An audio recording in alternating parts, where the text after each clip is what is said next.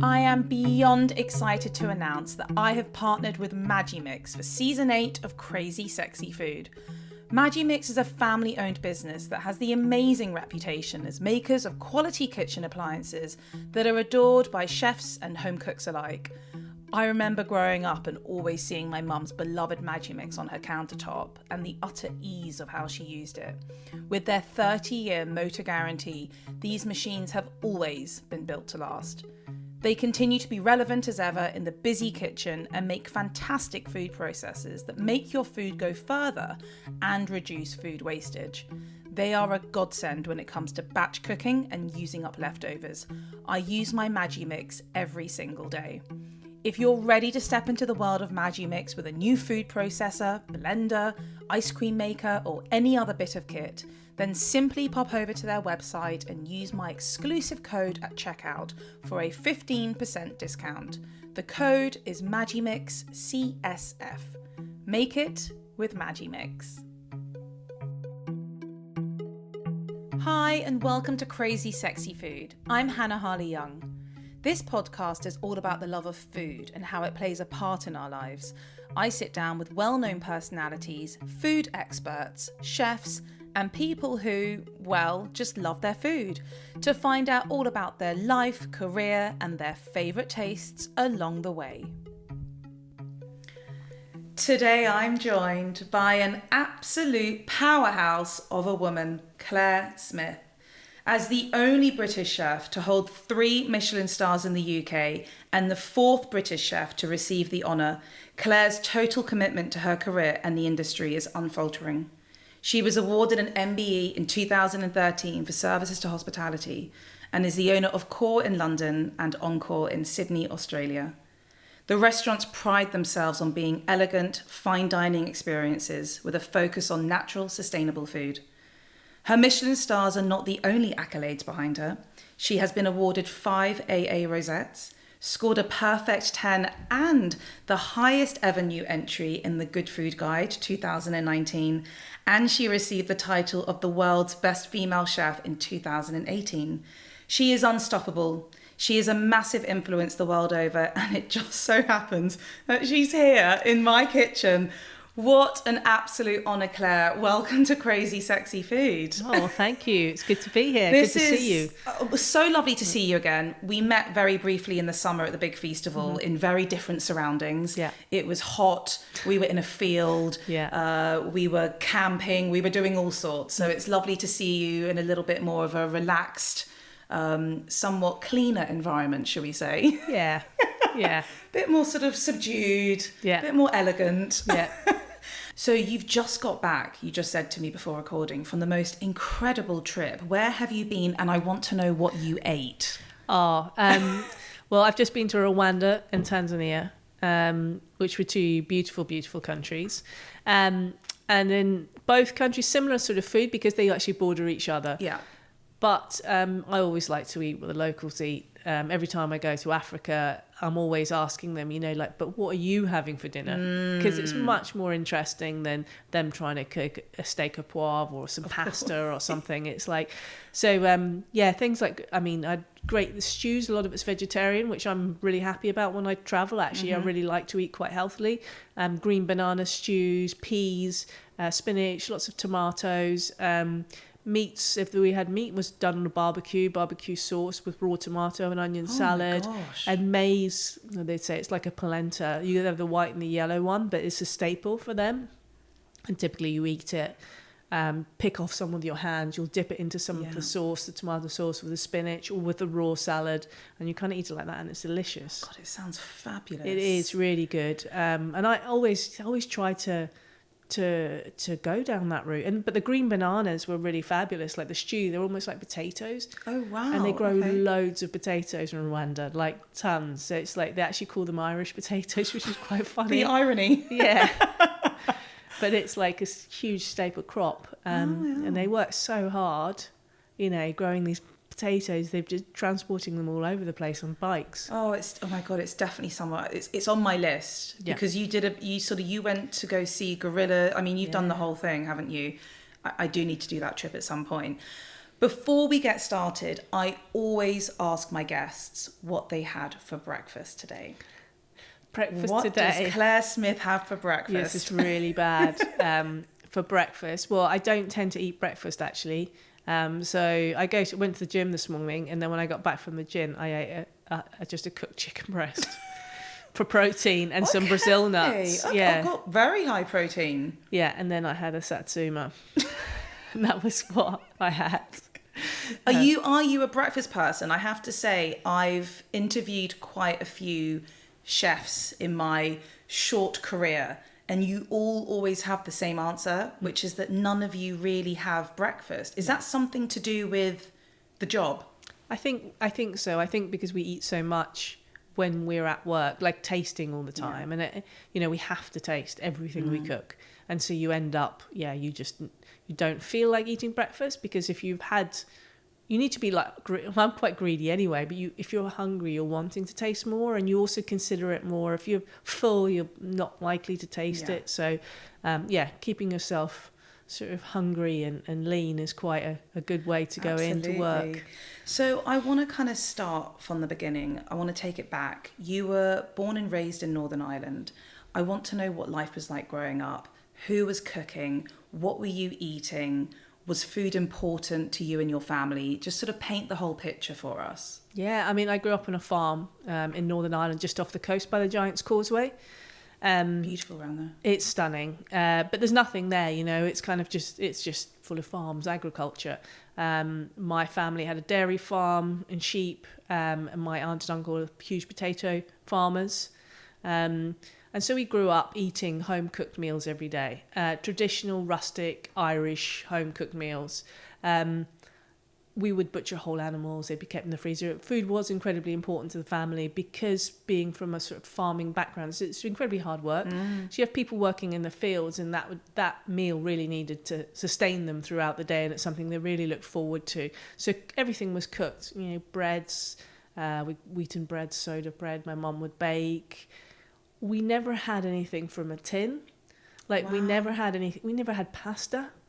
It's like really bizarre. I mean, and I've never thought about it until actually much later on in life. I was actually very lucky because I grew up with that cooking all the time. And sometimes things would be on the stove all night, slow cooked, slow braises, and you wake up and the house just smelled incredible in the morning. But it was, and we also had to be involved in the cooking because it was a chore. Yeah.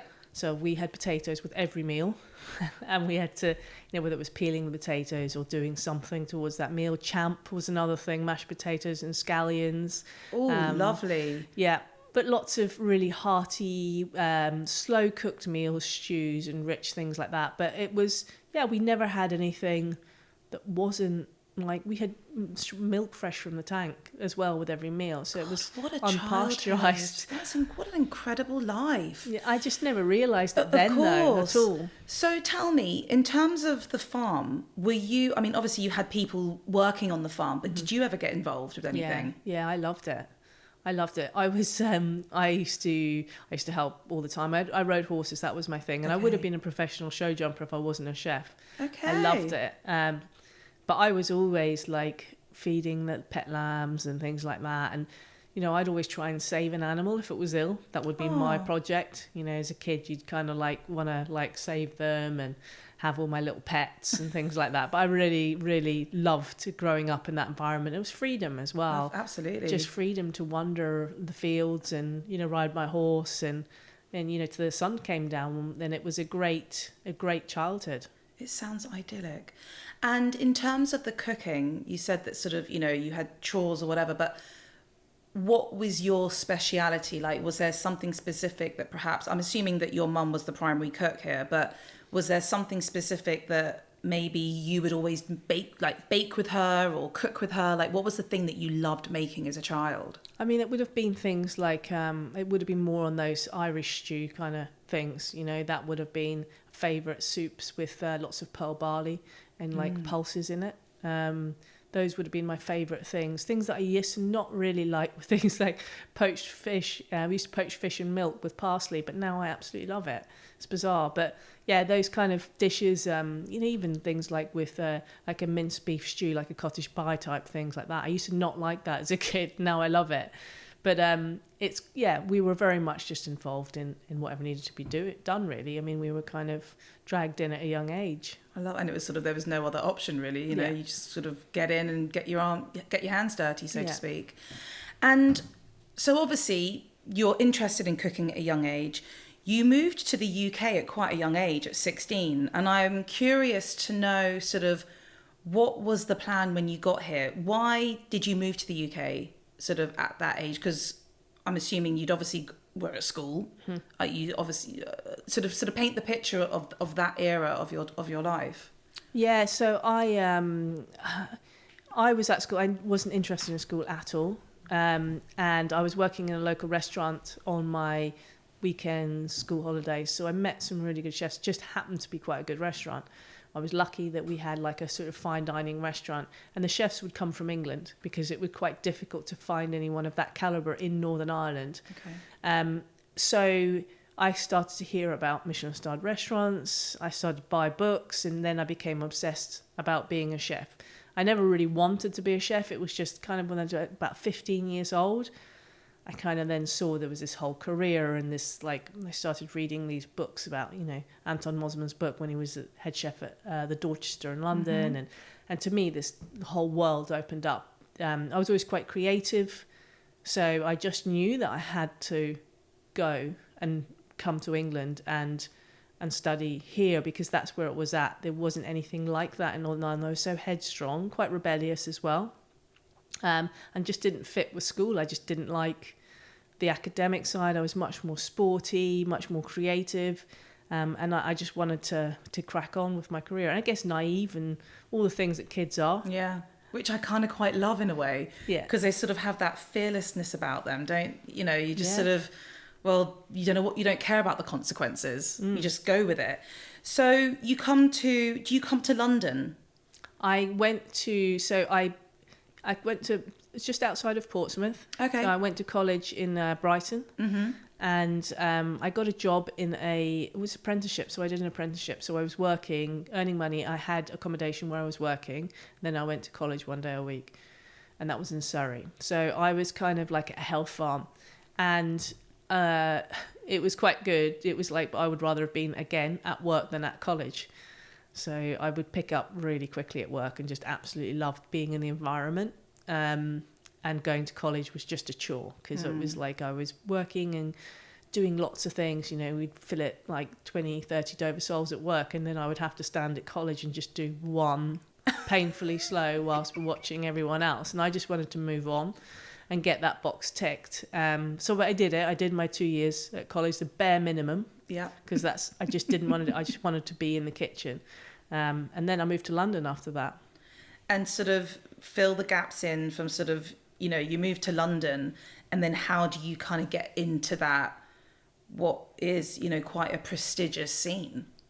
Yeah, so I moved to London. I was still not quite 18 by this stage. So I applied for jobs where, I thought like the best restaurants, and went and did trials. And I can remember someone saying, like, well, but you're not even 18. You actually looked, I was like, yeah, but I'll be 18 soon. And then I did trials in all these restaurants, and I actually ended up really loving being at Bibendum, South Kensington. Yeah, beautiful restaurant. Which, back then it was Simon Hopkinson that was still there. He kind of left at that stage, and Matthew Harris was the chef. But what a fantastic restaurant to learn in. I learned a lot, amazing quality produce. I really loved that style of cooking, and it was a great foundation for me.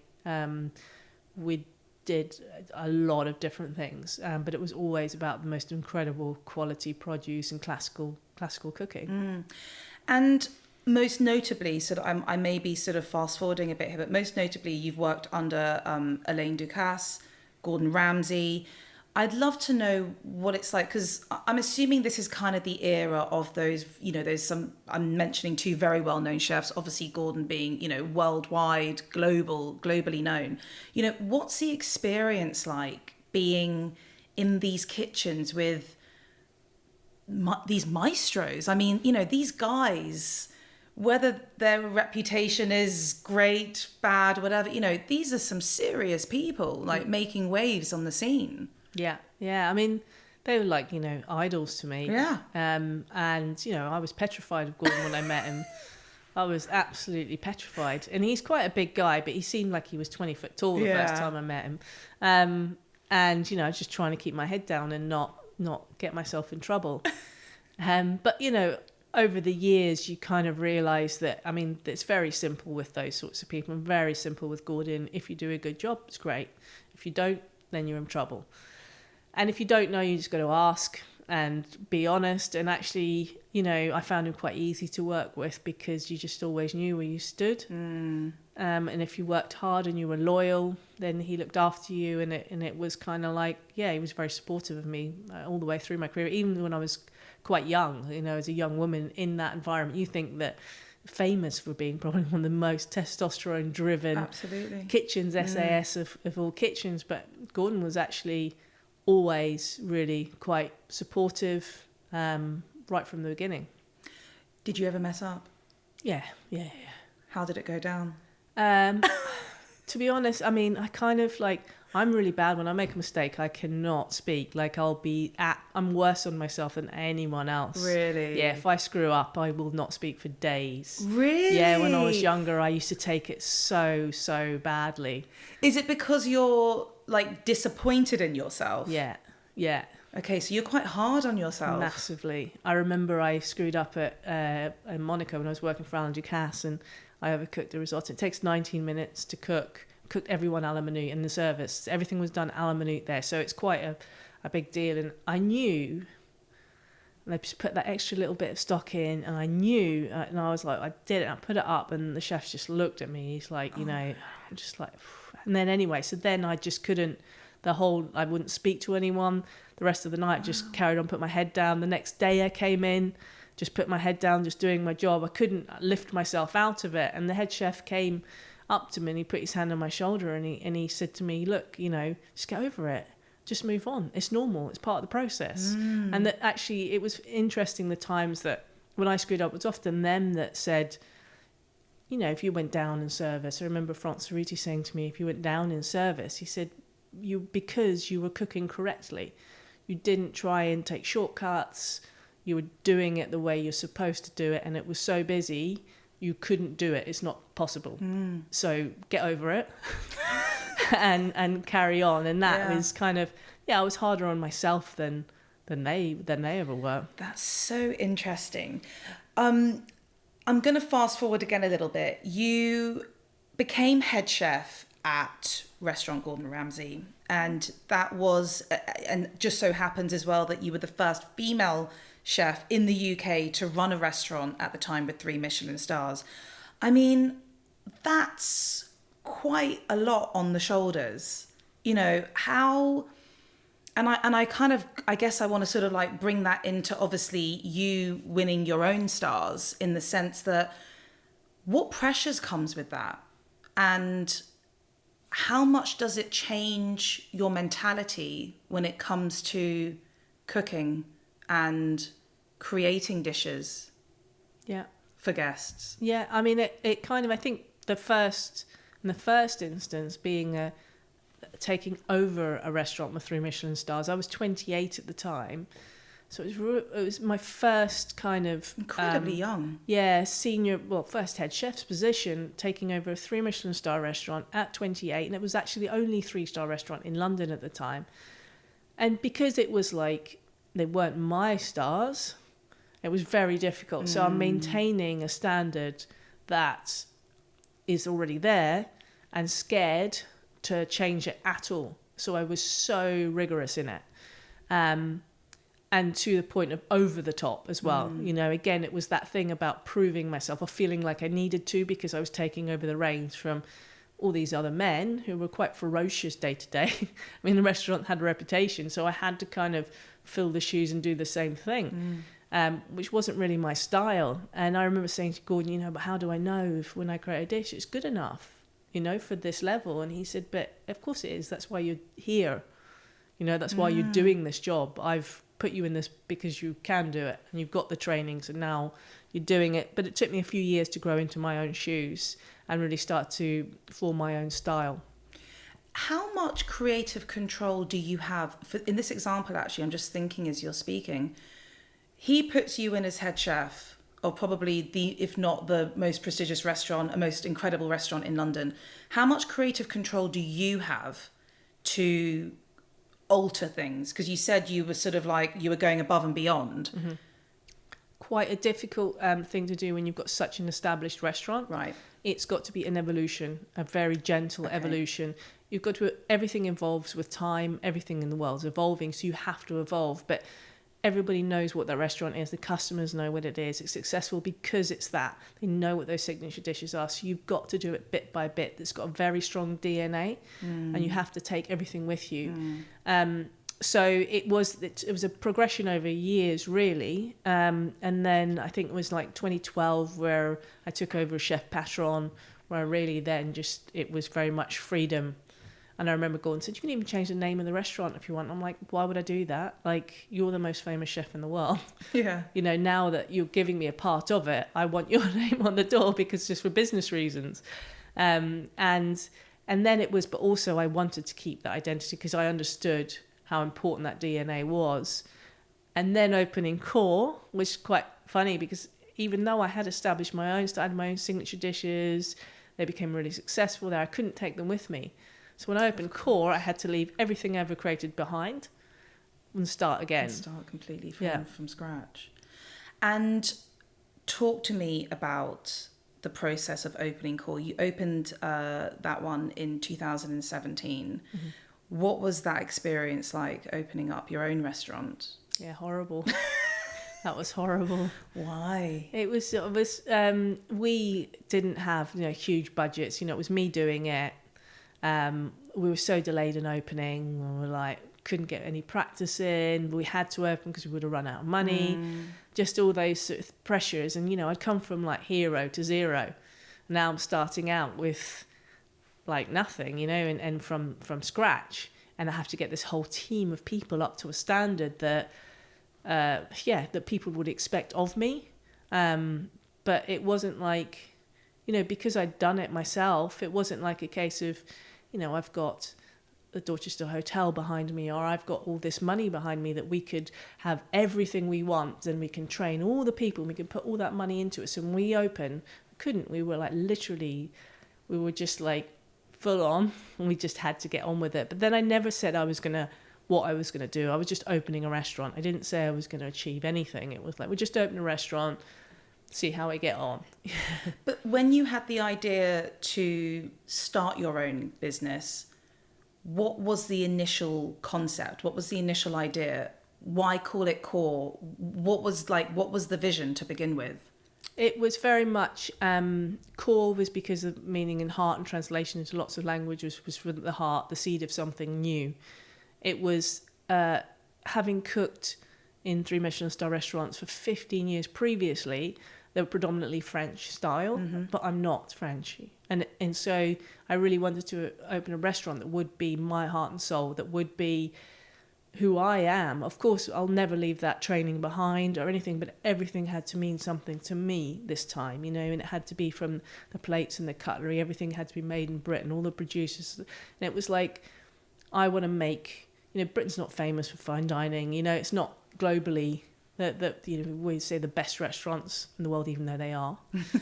But we've definitely got better. Yeah, the haute cuisine element. It's kind of like you say that, Paris or wherever with more fine dining. But I really wanted to bring that best of British to that fine porcelain. But we have these companies been doing in China for 300 years, and I just wanted to really think about what we actually have in this country and use it and work with the people that means something to me, that I've got a connection to. Absolutely. And I think also you probably had that inherent understanding of what some people might see as small things. Like you grew up in a farm, like you see where things come from. You see from the moment, whether it's vegetables are grown or rearing animals, like you had, that's sort of been ingrained in you from pretty much the moment you were born. It's kind of like come round full circle in a way, which I really, really love. So the restaurant now has 3 Michelin stars. I mean, Claire, that is just such a huge accomplishment. I have to ask you, are you proud of yourself?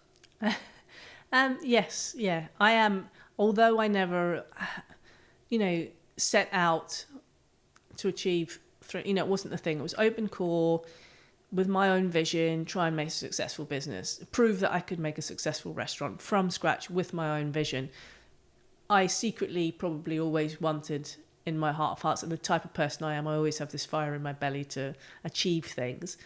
But I think it would have been a massive shame if I hadn't have achieved it by myself, because of just all the years I'd spent doing it for other people. And I have a great team around me as well. They're just like super, and the people in it deserve to achieve it. And I think that really nicely brings me on to sort of talking about the experience, because let's be honest, not many people can afford to go to a Michelin starred fine dining restaurant. It's a luxury for a lot of people.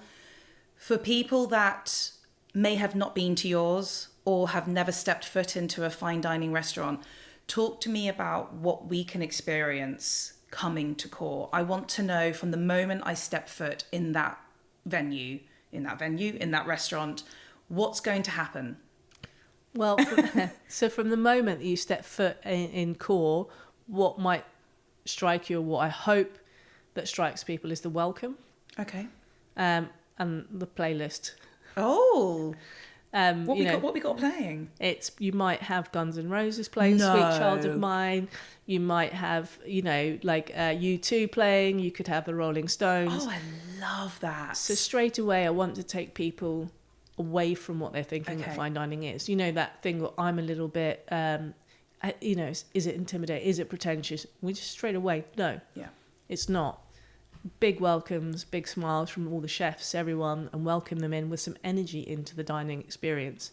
And then it will go on with a course of, an explanation behind every dish, because every dish I create has a reason and a story behind it. And that's very important to me, because, again, it's not a case of, I've gotten to a stage in my career, I've done all the things I wanted to do, so I restrain myself. It's very much about working with producers that I want to work with, or a reason. I don't just open an Instagram or another person's cookbook and think, I'm going to cook that. That's not where it comes from. It comes from very much our culture, or a product, or a person.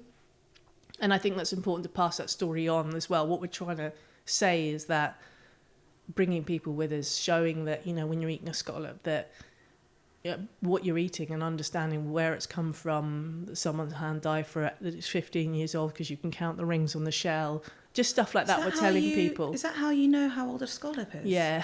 And you can see even the lines, there's the bands, that they're smaller or bigger depending upon which year they've grown more with the food. It's a bit like a tree. I had no idea. That's so cool. And you can tell by the shell the sort of area they've been in, if it's polished, if it's sandy, or if it's rocky with moss and stuff and barnacles growing on it. Yeah. You can see by the time of the year what they're eating, and the flavour of the scallop will change slightly. So there's lots of things like that. And it's about appreciating the product and saying, not just getting some scallops and dredging them out of the ocean and cooking them to death. I mean, I've even someone tried to serve me scallops in an aeroplane, and I just find that just disgusting. That was brave. Yeah, but it's like, why are you dredging the ocean to serve a scallop on an aeroplane? Like, just stop it. Yeah. Like, let's just catch a grip. Let's appreciate the things we have. Let's source them properly. And let's educate people and really enjoy and respect these beautiful things that we have. We're an island in Britain. We have this amazing produce. I'm very, very proud of the produce that we have in Britain. I had some American chefs over recently, actually, doing a program with them, and they were just blown away. They were like, the lobsters, the scallops, had never seen the scallops live, the lamb. And I was like, our produce. And then you go to a supermarket here, you look at the quality of our eggs, and they just couldn't believe it. And so I am so proud of it, and we don't really even appreciate it. Yeah. But as you're saying about the experience of Core, we try to bring people with us on that journey and try to create a memory for them. So when they leave, they want to come back. But, in terms of it is, it costs a lot And I always like to say it costs a lot rather than it's expensive, because I think expensive is a negative word. Things can just cost a lot of money because there is 53 staff at Core, and there's 54 seats. Wow. And all those products that we use. So you've got all the staff. The whole hospitality industry is on its feet, and she's had them all this whole time. Yeah. I'm joking. We need more, actually. I know we do. But that's kind okay. of, So you're you're literally having a very personal experience. It's and that's hopefully a memory that you're creating, and people can, come for all different kinds of reasons. Some people, it's what they do. Fine dining is their passion. Like some people want to buy nice cars or nice clothes. Some people, may come once in a lifetime.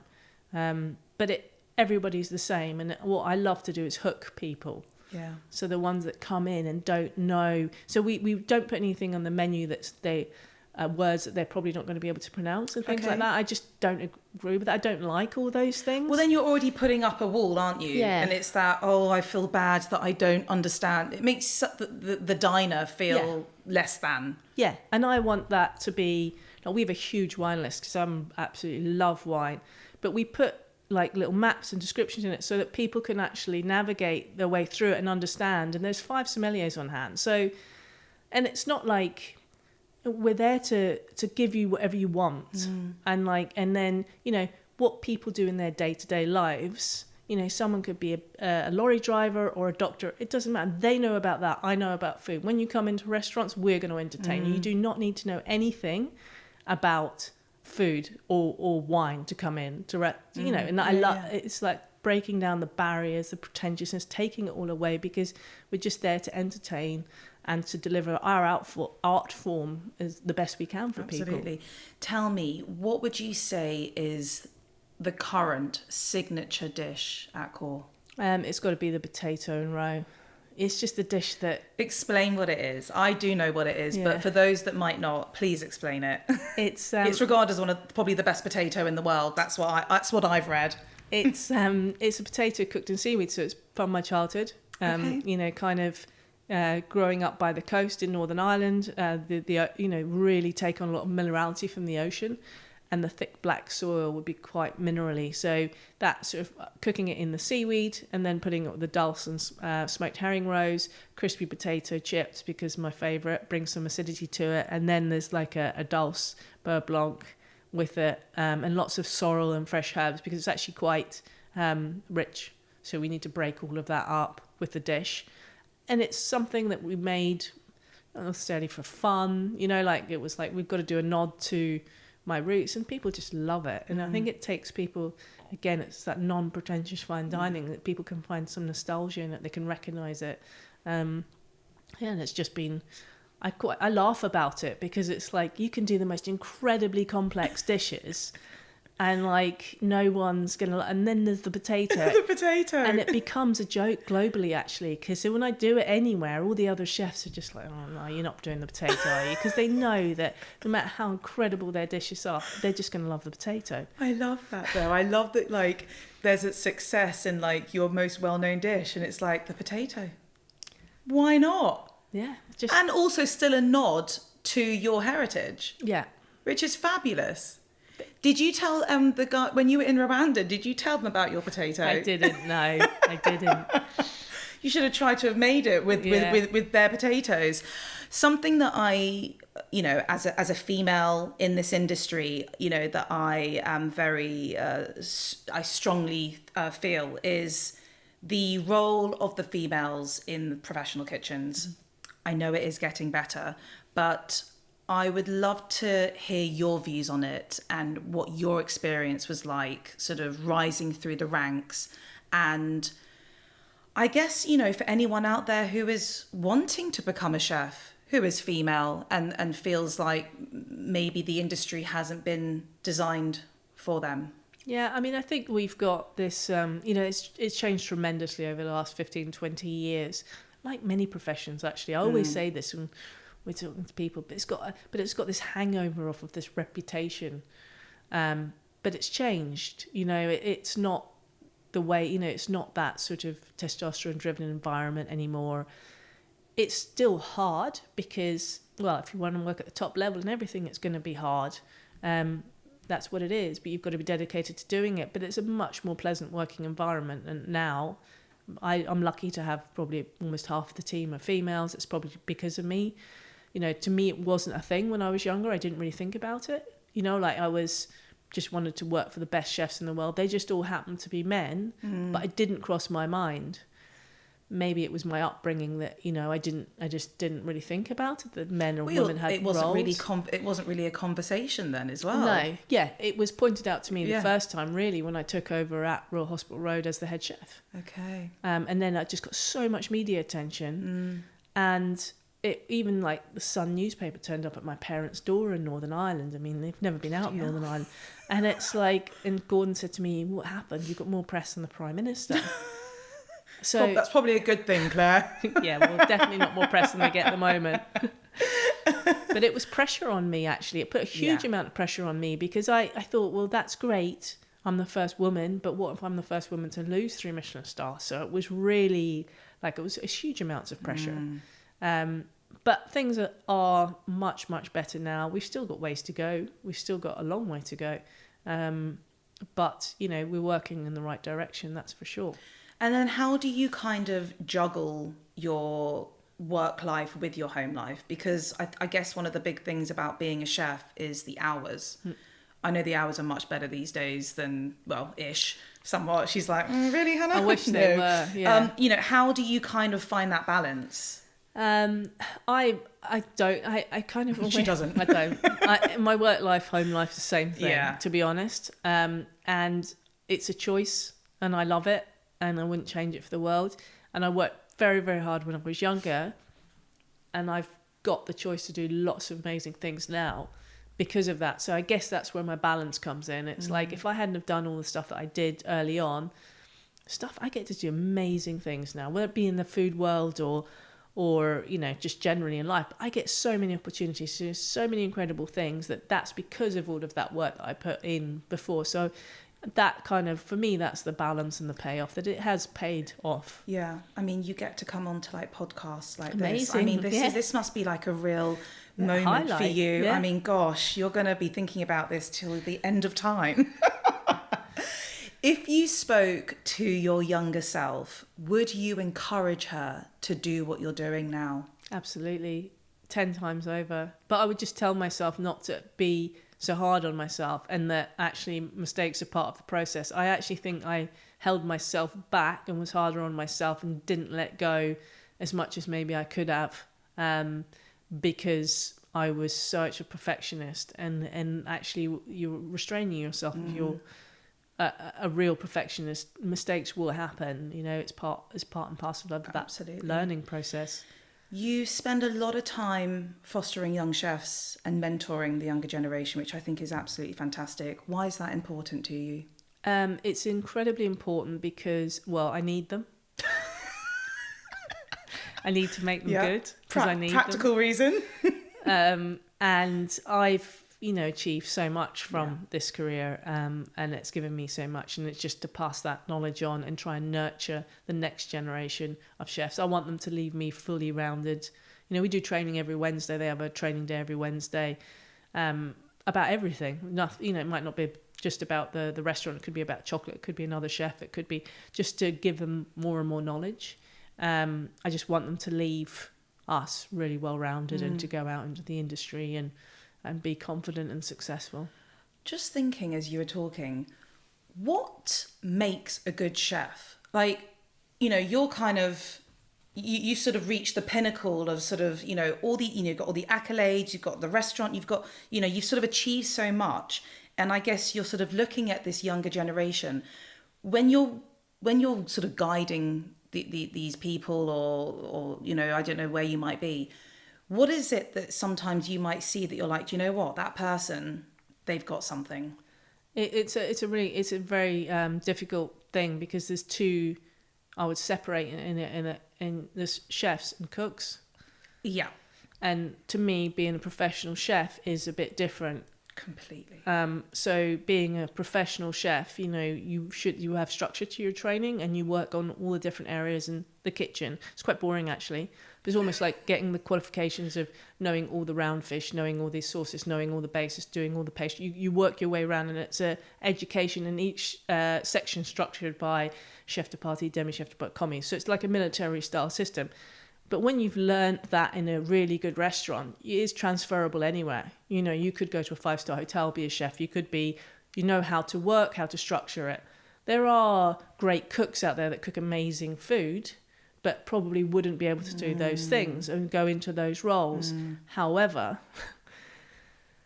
where the chefs sometimes lack creativity or sometimes forget about like flavor and stuff, and it's a hard thing once you've got really disciplined. So consistency is huge to be important in everything. So you need discipline, you need consistency. But so they could be like the best technicians in the world, but get them to create a dish, that's where they struggle. So it's like getting that out of them, the next step. That takes often quite a long time. So when you've been trained to within an inch of your life, like we all were, you buy someone else cooking their food, everything drummed into you. This is how you do things. And then to start thinking about who you are after that is quite a big step. So it normally takes a couple of years for them to come out of themselves as chefs after that. It's actually really fascinating when you think about it, because I absolutely agree with you. I think that the more chefs that I sit down and speak to, there's a huge difference between being a chef and being a cook. So correct me if I'm wrong, would you say then it's not necessarily just about being able to cook a really good dish? No, you've got to do it. There's other facets to it. You've got to do it consistently for 50 people, 100 people, 250 people, 800 people. Yeah. That's what a chef does. They know how to make that work. A cook can just cook amazing food and delicious food. Are you going to sit down and go one's better than the other when you're sitting with a plate of food? And you don't, you know what I mean? But a chef is a technician. It's a different thing. You know, it's like, how do I go about doing a dinner for 500 people? Who has been your favourite person to cook for? To be honest, we cook for lots of really lovely people. That's You're really allowed hard. to name drop at this point. But it's lovely people. Like if I think about some of our regulars that are just like my favourite, like we call her Auntie Babs. She'd have a nightmare if we called her Auntie Babs. She's like 85 now. Just love her. And she comes to the restaurant. Yeah, always puts us in her place all the time. You know, I always think about people that we've had. We have incredibly close relationships with lots of the regulars and like become really good friends over all the years. And so for me, they're the most important people because they make it like it's just they support us all the way. It's always happy to see an old friend. They create the atmosphere in the restaurant. They tell us off. Love those ones. But yeah, the other sort of really nice people, you know, it's just like, I don't know, like we've been having like Owen Wilson come in quite regularly just into the bar and eat. Cool. We have lots of actors and things that come in, you know, Ed Sheeran comes in regularly, lots of people, but because Core is that sort of restaurant with no dress code, nothing, they'll come in and it's so friendly and open. It's like, oh, can I just sit in the bar and eat? Can I have a potato? And it's like, yeah, you can have a potato. And he'll just bring his fold up pike in and stick it in. I love it. Do you know what, actually, I have to say, I think what you've created is I feel like you've succeeded in that, because there was a word that you used that I didn't, which is there is something quite pretentious about a lot of the restaurants out there that have the Michelin stars and are all the fine dining and it's all this French cooking with words nobody can bloody, pronounce. Although, yes, it's a lot, as you said, it's a bit more money than perhaps the average restaurant, but there's also that element of come in a pair of jeans if you want to, and sit down and have some bloody good food. Yeah, I always say, in our dress code, it's like most people do dress quite well, but I want our guests to express their own personal styles, because people come in and they're everybody. Like we have the most random regulars, from jeans, trainers, people, men in dresses, this, that, the, just like everyone. Diverse customers, people with Mohicans, like piercings, but they're regulars, I just love that because they're just people. And why do people from all diverse backgrounds, they can all love fine dining, they can all love food and wine, and I just love And that's, I guess, when I was doing core, it was like, this is who I am. And I don't like all those things either. Well, also, I think, listen, don't get me wrong, I love to get dressed up for, for a nice meal or whatever. But also the times have changed. We don't live in that world where perhaps people want to be sitting at like, I hope I'm not going to offend you now, like starched white tablecloths. No. I mean, I don't mind a starched white tablecloth, but also... We don't have tablecloths. Okay, well, there we go. And, men in black tie. We're kind of done with that. It's 2022, and people are individual, like I say, individual personal style. Completely. Who's it to say to someone else how to dress? Yes. Like, it's just... I think there's a time and place, for certain events. Yeah. I get that. It's respectful, whatever. But I think to go and have dinner... Yeah. Go and be yourself. Also, let's be honest, you might be full at the end. You might need to like undo your old top button or whatever. I just want people to be comfortable. Exactly. And at home, Secor is like, it's very much like my home. Yeah. So all of my personal things are around the dining room. Oh, wow, okay. But if you go to, for example, like the Ritz, which I absolutely love, that restaurant, you have to go there in a suit and tie, but it's the Ritz. Yeah. Core is not that type of place. Yeah. We want it. I want it to be a home of fine dining, genuinely people to feel like they're in their own living room. One person or two people that you did cook for, you catered the royal wedding of Prince Harry and Meghan Markle. Are you allowed to say what you made? No. Damn it, I tried. Oh. No. Was that an incredible experience? I mean, what an honour. It was, yeah. I mean, it was brilliant. But if when people say things like, "Oh, what did you cook?" It's like you don't have to look too far to know. Yeah. I mean, I have an idea. Yeah. I mean, it wasn't. It certainly wasn't what was in the papers. It certainly wasn't burgers and candy floss. I mean, God. I cooked the certain way. Yeah. And you just have to look at core and then think, and so did you have to bring the whole team? Yeah. Wow. Yeah. That must have been quite an experience. We did, yeah. And I was lucky because we needed someone to actually a caterer to build the kitchens and stuff. And I got to work with Anton Mosman. That was like my first ever cookbook I bought. So it was a full circle for me. Yeah. I couldn't believe it. Like 6 a.m. in the morning, I'm standing in the car park, bright, beautiful, sunny day. And he like pulls in his E-type Jag. His bow tie on. I love him. He's always got a bow tie on. Gorgeous. And he's such a gentleman. And I was like, it was amazing, amazing day. What an honour. So, Clare Smyth at home. What are you cooking? So, last night... No judgment. No judgment. I did a cassoulet. Oh, okay. All right. I mean, that's pretty, Yeah, night before I think I did spaghetti bolognese. Okay. I love a spag bowl. Roast chicken's another favourite. What's your secret to a good spaghetti bolognese, a good ragu? Well, just the thing is, it's all wrong, and that's the thing. And you can't say it to an Italian because it's all completely wrong. But for me, it is. I personally like it really, really rich. So made with beef and red wine, which is absolutely not what it should be. But smoky bacon, mushrooms, carrots, celery, all that sort of stuff in there. Loads of oregano. But yeah, absolutely not the traditional. That's okay. A British spag bowl. That's okay. What food do you dislike? I just don't. I don't dislike any food. Okay. I love everything. The only thing I don't like is just bad cooking. Yeah. Do your friends invite you over for dinner parties? Yeah. Sometimes. Are they nervous wrecks? Yeah. But I'm just so grateful for someone else to cook for me. I love it. Your husband cooks? He cooks for himself. Yeah.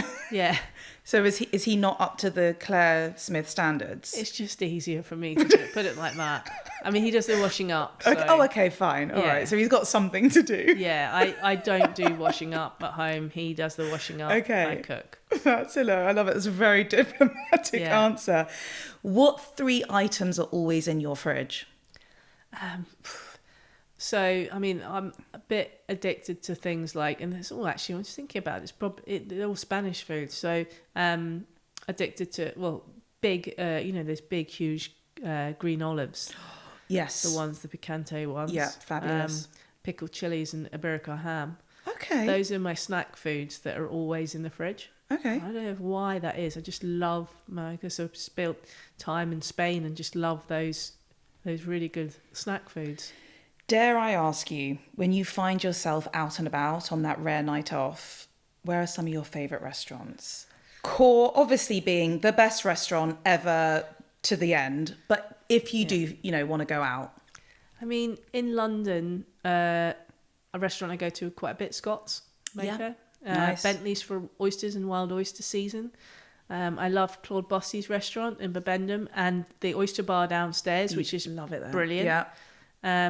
Nationwide, Andrew Wong as well for Chinese food, amazing. And then I love like Sat Baines, for example. Just think he's an amazing chef. L'Enclume as well. But there's just, Britain's full of incredible restaurants. In London, of course, Helen de Rose here too.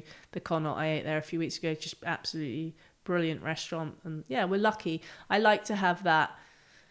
And Trinity down the road from me in Clapham, fabulous restaurant. Just like, I'm so lucky to have like my neighbourhood restaurants as like Shea Bruce and Trinity. But we're full of really good restaurants. But I love that, the simple stuff as well, like just grilled Dover sole, and I'll always have the same thing with boiled potatoes, grilled Dover sole, oysters. I love it. A woman who knows what she wants. I love that. Are you a starter or a dessert woman? Starter. You're the same as me. I knew that's why we were friends. I love it. I like savoury. I want salty, savoury, hit or miss with the dessert. I'll always have a little something chocolatey, but it's always a starter. I always end my conversations with a few quick fire questions. Are you ready? Yeah, sure. Okay. What is the craziest food you've ever eaten? I think, it's got to, I guess, insects like crickets and ants and things like that, probably. Where were you? Here. No, actually, I had some in Paris the other day. I had ants on top of something. They're meant to be very high in protein, I believe. Yeah. And depending upon which ones you have, they can taste like lemongrass and quite nice flavours. Okay. Really. Yeah. What has been your most memorable meal? Again, just really tough. There's a few, but they're like old ones, because it's like, I'll never go back and you change them, because it's at that point in time when I was a young chef, and when Thomas Keller, I was doing a stage and he cooked for me in his office, and I'm sitting in front of and I had like 20 odd courses in the past, and that I'll never forget that. And similarly, Louis Cairns, getting to eat there for the first time, which was just the most glamorous. Those things are things that really inspired me when I was younger and made me, just blew my mind, and thought, I want to do this. I want to do this. This is what I want to do. I want to do it even more now, because these meals are so incredible, and these experiences. I can't believe I'm asking you this question. My favourite snack of all time is a packet of crisps. As you can see behind me is my favourite flavour ever in the world. What is your favourite flavour of crisps and why? Salt and vinegar crisps. Okay, nice. Already very happy with that answer. I now just need to sort of... Can we talk about like a brand in terms of, do we like a thicker cut kettle chip, or do we like a Walker's? Thicker. Okay. If I was to say like McCoy's. Yeah. Oh, okay. You like a bit of a ridge. Yeah. And also from where I'm from, potato crisps, Northern Irish or Irish potato crisps are really good. I tried those for the first time this year. My brother, for some reason, don't ask me why he had them, but I had he sent me a whole variety pack. They're good. They're good flavours. Really tasty. They had a great roast chicken flavour, salt and vinegar, really sharp. Yeah. Really liked it. Yeah. Definitely a fan. Okay, I'm glad that I was nervous because I can get judgmental on this one. What food sums up happiness for you? I mean, food happiness. I think, for me, it's like something like, I guess, a roast with people around the table. And I'd like to say I love a roast chicken. And that is something so simple, humble, and just that hearty, delicious food that everyone loves to eat. Yeah, I couldn't agree more. Final question. Live to eat or eat to live? Live to eat, for sure. Imagine you weren't. I don't know what the purpose of all of this was. Yeah. This was a massive honour for me, Claire. I think you are just quite incredible, and I'm not just saying that because you're sitting in front of me and I have to be nice to you. I really do. And I think what strikes me about you is how deeply passionate you are about what you do. And I don't normally do this because I've just thought of a question that I actually want to finish on. You have achieved so much. What else is there for you? What's your legacy? Next step is opening another restaurant, and it is to be able to take the people with me that are with me and so loyal to me, and to be able to get them involved in the business so they also can become successful from it. And then I'm doing some other things that I'm working on, which is the thing that I really do believe in is educating the next generation. So I'm working on potentially opening an academy with a university. Fantastic. To change the perception of hospitality, because I want people to view it as a respected profession. And I think that having a high-end, well, also we lack the people going straight into high-end restaurants, which is what I do. You know, it's just, that's what I know. So if we can train those people to go straight into a high-end, so the plan is to take 50 elite students, front and back of house, and then train them into this new academy, and then they will be ready then to go in. They'll get a degree and they'll be ready to go into a top kitchen somewhere or restaurant in the world. And I feel like we need to have a world-class hospitality school in Britain that is viewed in the same respect as some Swiss ones and the German and the French schools, and we need that, because that, when we start to do that, I think we start to change the perception of hospitality. Totally. Claire, I wish you the best of luck. I mean, you don't need any more luck, but honestly, thank you so much for joining me, and just thank you for being a fierce female in this industry. Oh, well, thank you for having me. Good to see you again. You too. Until next time. Yeah. Thank you for listening. If you love what you hear, please subscribe and review. Don't forget to follow me on Instagram @CrazySexyFood and check out the Crazy Sexy Food YouTube channel. Until next time, bye.